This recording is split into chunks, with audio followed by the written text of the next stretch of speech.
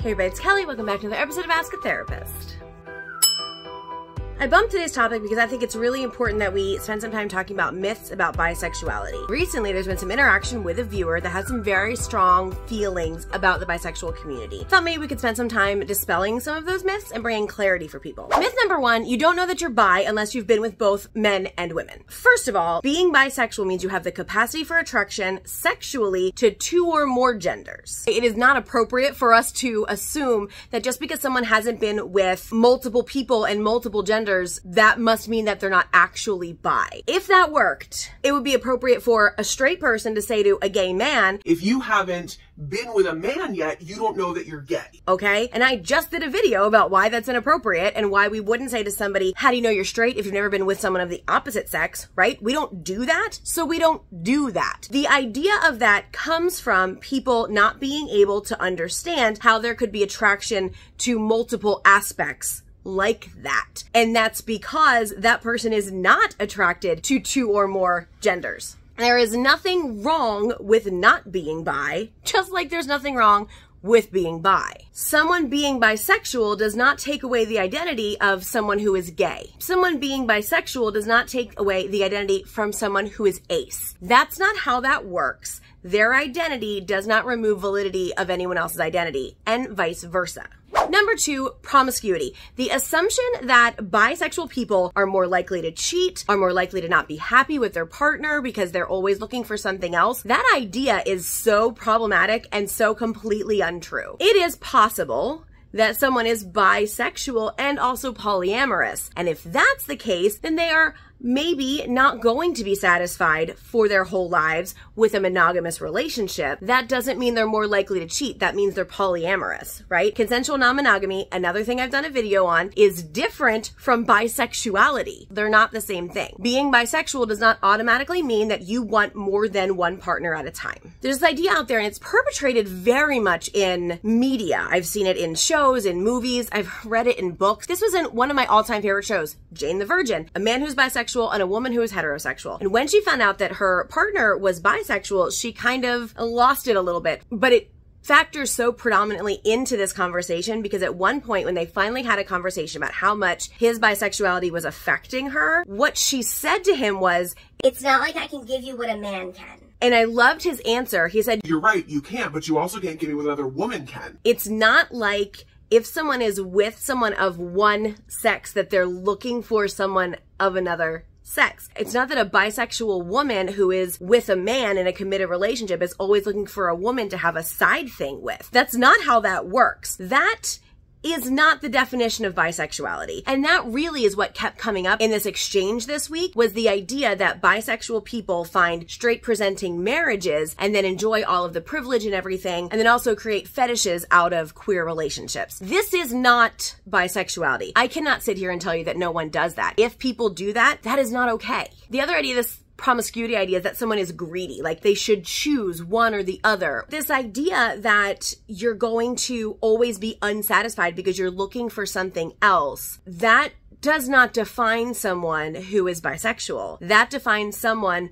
who is searching for a need and trying to fulfill it with interaction with other people. Those are two different things. That can happen in a straight relationship too. That can happen in a gay relationship. That is not specific to people who are bi. Isn't it about time for the 2023 of it all that we just stop slut shaming, that we stop shaming people for wanting what they want? Even if it was true that people who are bi are more promiscuous, or the understanding of what they want is more intense than other people, why is that a problem? Like, for real, why is that a problem? Why are we assuming that because someone wants to have sex, there's something wrong with them?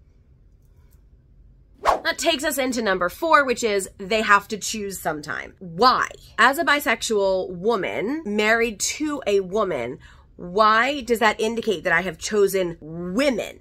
I have chosen one woman to get married to, be committed to, and be in that relationship. Is that relationship clearly a bisexual relationship? Well, obviously not, because you'd have to ask me to know how I identify. And if you see the two of us together and you assume we're lesbians, well, that's an assumption that you made, not an assumption that I made you make. This whole choosing thing gets very, very complicated because in reality, everyone chooses. You do not choose who you're attracted to. You don't choose if you're attracted to someone at all. But people make choices in who they date, they make choices in who they marry, and to make that choice something that's mandated or something that defines them for the rest of their lives, no matter what they say about who they are, is absolutely bizarre to me within the queer community. Why would a community that is fighting so hard to be accepted outside of the realm of what cis-het people understand, why would that community turn around and demand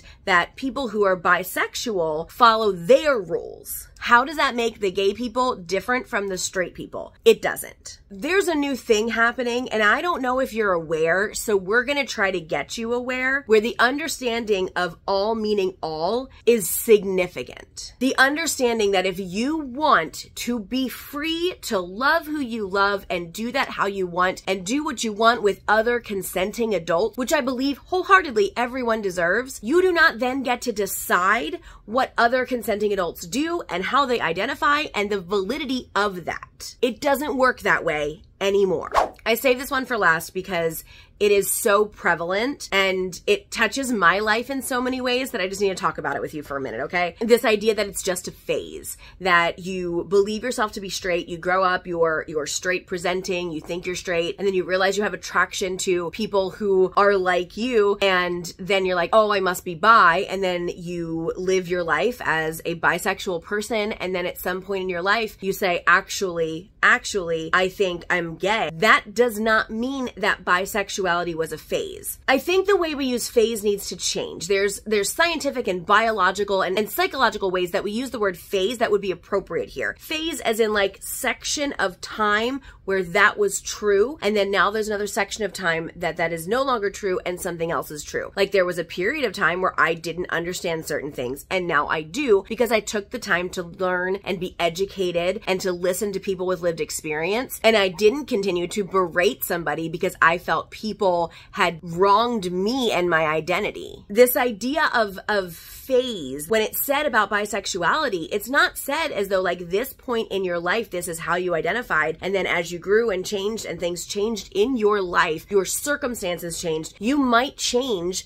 how you identify. That should be okay. People should be allowed to do that. But then it's seen as a phase, as though it's a stepping stone or it doesn't matter or it didn't count. And that's not fair. That devalues that period of time for that person. That devalues that identity for people who still are in that identity and for whom that is their truth. Many of you know that I used to be a youth pastor, and when I first started in youth ministry, I was very concerned about this whole youth ministry as a phase or a stepping stone or whatever. And I got really offended all of the time about the idea that people would come out of youth ministry and go do something else. And I was like, well, this is a calling. This is what I'm supposed to be doing. This is how I'm supposed to be living my life. And I can't imagine not doing this. And y'all, I'm not a youth pastor anymore. To call youth ministry a phase in my life would be absolutely incorrect. It was a time of my life, a huge chunk of my life that was significant to making me who I am today. It's a building block that if it were taken out, I would not be who I am today. It's not a phase, it's a part of my life. If as a human, you are not continuing to evolve and to learn and to grow and to question the things that you know and learn things that you didn't know, I don't know what you're doing. Expose yourself to some new things. Start conversations with people where you don't have to be right. You don't even necessarily have to agree at the end. You just want to hear what this person has to say. Growing and changing and conversation and understanding that we don't have to agree on everything as long as the fundamentals are there is what will change what we're all dealing with right now. We have to stop it, and we can't stop it until we stop it in here or in here. But the bottom line thing for today, y'all, is that we have to stop making assumptions about each other and just freaking ask somebody if you want to know something about them instead of assuming it about them. If you've got things that you're working out or you're trying to figure out who you are or how you fit into this rainbow or alphabet mafia or whatever you want to call us, that's understandable. That's important. And if you want more information on that, I encourage you to check out this video right here, How Do I Discover My Sexuality? Because that does help you to answer some of those initial questions. That's it for today. Thank you so much for being here. I will see you all next time. And until then, take care of yourselves and each other.